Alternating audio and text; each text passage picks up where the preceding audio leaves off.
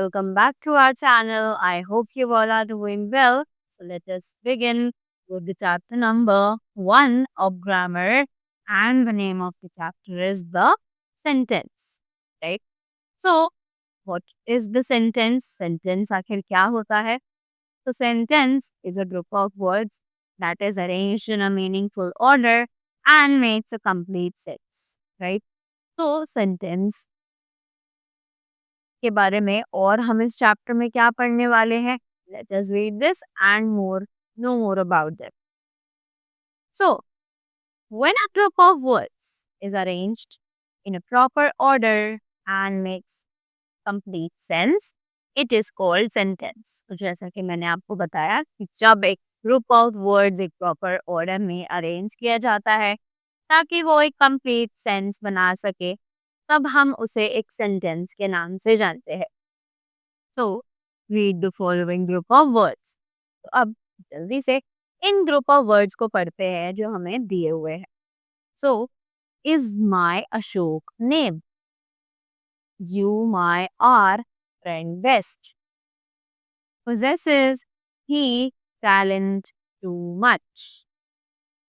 So, now they are asking that do these words make any sense? क्या ये sentences कोई भी sense बना पा रहे हैं? No, they don't. Obviously, ये नहीं बना पा रहे हैं क्योंकि they are not arranged in a proper order. Therefore, they cannot be called sentences. और इसीलिए हम इन words को sentences नहीं कह सकते हैं. But if we arrange them in a proper order, they read thus. तो अगर हम इन्हें प्रॉपर और ऑर्डर में अरेंज कर दे तो ये कुछ इस तरीके से लिखे जा सकते हैं. जैसे कि My name is Ashok. You are my best friend. He possesses too much talent. Right? So अब हमने देखा कि ये सभी वर्ड्स जो हैं अरेंज हो चुके हैं एक मीनिंगफुल ऑर्डर में, एंड दैट इज व्हाई अब हम इन्हें सेंटेंसेस कह सकते हैं. Because these group of words make complete sense. So they are called sentences. Right? So now we have some things to remember. Let us see what are they. So the first word of a sentence always begins with a capital letter. कि जो sentence का पहला word होता है वो हमेशा एक capital letter से लिखा जाता है. Right?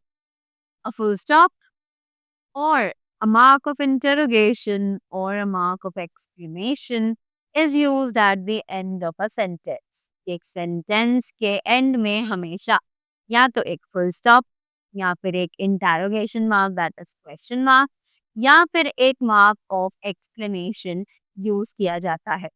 Right? Examples.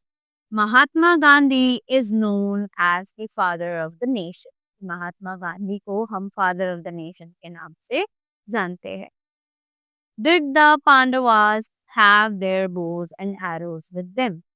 Right? So हमने यहाँ पर इनमें क्वेश्चन मार्क प्लेस किया है. एंड यू कैन सी कि दोनों ही सेंटेंसेस हमने स्टार्ट किए हैं with a capital letter. Right?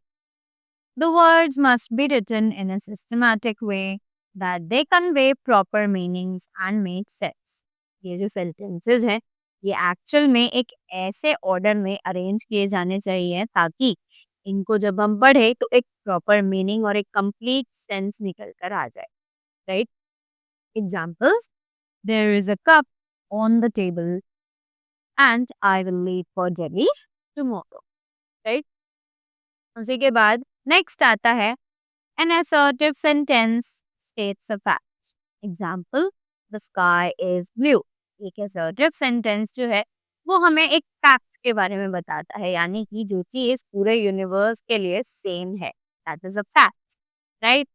So example जैसे कि the sky is blue. सभी को स्काई जो है वो ब्लू दिखाई देता है.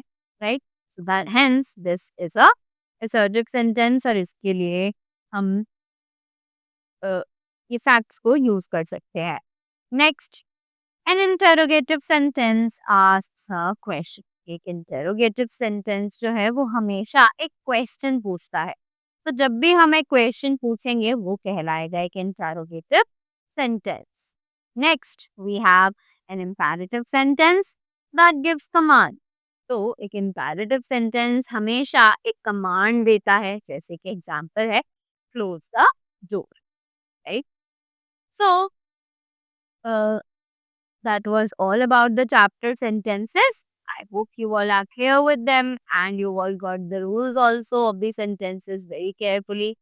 So that was all from my side. I hope you all enjoyed it and you gathered some information. So thank you so much and have a great day ahead.